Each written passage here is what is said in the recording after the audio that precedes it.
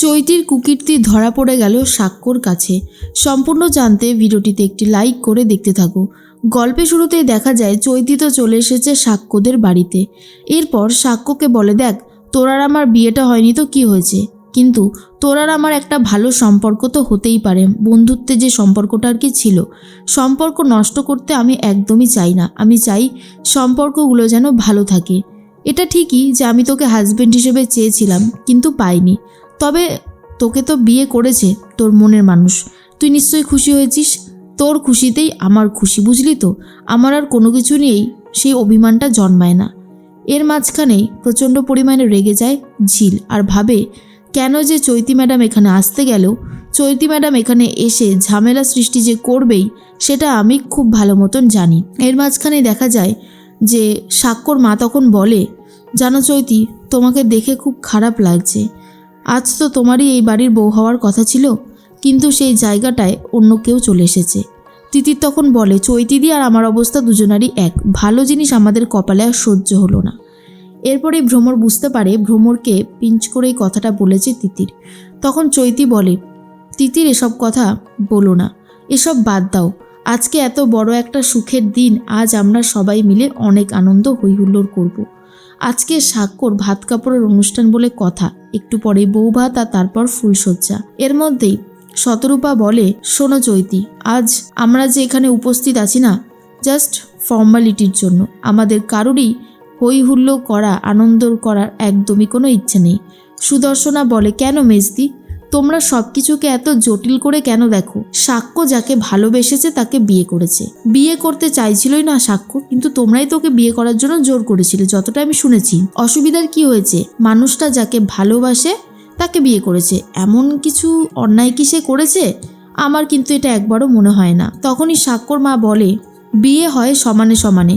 ও এমন একজন মেয়েকে বিয়ে করেছে যার পরিচয় আমরা বাইরের সমাজে দিতে পারবো না, কারণ ও হলো বস্তির মেয়ে। তখন সুদর্শনা বলে, বস্তির মেয়ে কেন বলো? বস্তিতে কি মানুষ থাকে না, নাকি বস্তিতে কোনো মানুষ জন্মায় না? কোনটা?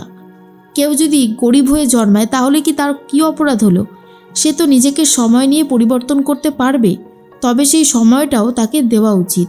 বারবার গরিব গরিব বলে কোনো লাভের লাভ হয় না, উল্টে সে মানুষটাকে অপমান করা হয়, সেটা অন্তত বোঝো। চৈতি বলে, থাক না এসব কথা, আমি এক কাজ করি, আমি বরং ভাত কাপড়ের থালাটা নিয়ে আসি। তখন সুদর্শনা বলে, আসলে ভাত কাপড়ের থালাটা এত ভারী যে আমি নিয়ে আসতে পারিনি, এক্ষুনি আমি যাচ্ছি। চৈতি তখন বলে, আমি যাচ্ছি। এই বলেই চৈতি ভাত কাপড়ের থালাটা নিয়ে আসে আর বলে, এ মা, শুনেছি ভাত কাপড়ের থালায় একটা বড় মাছের মাথা থাকে, তো সেই মাছের মাথাটা তো আমি দেখতে পাচ্ছি না। শতরূপা বলে, কেন নেই? তখন চৈতি বলে, না আমি তো এখানে দেখছি না। সাক্ষ্যর মা বলে, যা আছে ওইটা ধরে দিয়ে দাও সাক্ষ্যকে, কি আছে আর কি নেই দেখতে হবে না, কোনো নিয়মকানুনই তো আর ঠিকঠাক হচ্ছে না, তাই না? এরপর সাক্ষ্য বলে, মা বারবার একই কথা বলে কেন সবাইকে অপমান করো বুঝতে পারি না। এরপরেই সাক্ষ্যর মা বলে, শোনো, আমি ভুল কিছু বলিনি, আর আমি যে ভুল কিছু বলিনি সেটা তুমি আর কয়েকদিন পরেই বুঝতে পারবে। এরপর সাক্ষ্যর হাতে ভাত কাপড়ের থালাটা তুলে দেওয়া হয়। তখন কাকিমণি বলে, সাক্ষ্য, তুমি ঝিলের হাতে এই ভাত কাপড়ের থালাটা দেবে আর বলবে সারা জীবনের জন্য ভাত কাপড়ের দায়িত্ব তুমি নিলে। তখনই ঝিল বলে, আমি তো গান করি, আমি নিজের খরচা ঠিক নিজে চালিয়ে নিতে পারবো। তখনই সাক্ষ্যর মা সাক্ষ্যকে বলে, সাক্ষ্য শোনো, তুমি তোমার বউকে বলে দাও এই বাড়ির বউয়েরা রাতের বেলা বা দিনের বেলায় মাচার উপরে দাঁড়িয়ে গান বাজনা করে না, এটা এই বাড়ির কোনোভাবেই মেনে নেওয়া সম্ভব না এই বাড়ির পক্ষে। তখনই ঝিল বলে, কেন? দেখো বড় মামি, তুমি আমাকে চাইলে অপমান করতেই পারো, করো তো তুমি অপমান, কিন্তু আমার গানকে অপমান করো না। তুমি আমার গান কতটুকু শুনেছো বলো তো? কেন তুমি এইভাবে আমার গানকে অপমান করছো? কাকুমণি, ছোট কাকুমণি বলে, দেখো বড় বৌদি, আমি একটা কথা বলি, ঝিল কিন্তু সত্যি খুব ভালো গান গায়, এটা নিয়ে অস্বীকার করবার জায়গা নেই। যে ট্যালেন্ট নিয়ে জন্মেছে সেই ট্যালেন্ট তো স্বীকার করতেই হবে।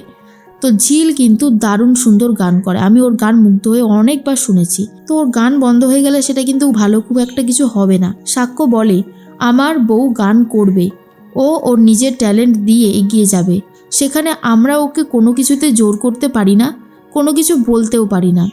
তো আমরা কেনই বা ওকে জোর করব? ওর নিজস্ব একটা জীবন আছে, স্বাধীনতা আছে, ওকে সেই জীবনের আর স্বাধীনতা দুটোই উপভোগ করতে হবে।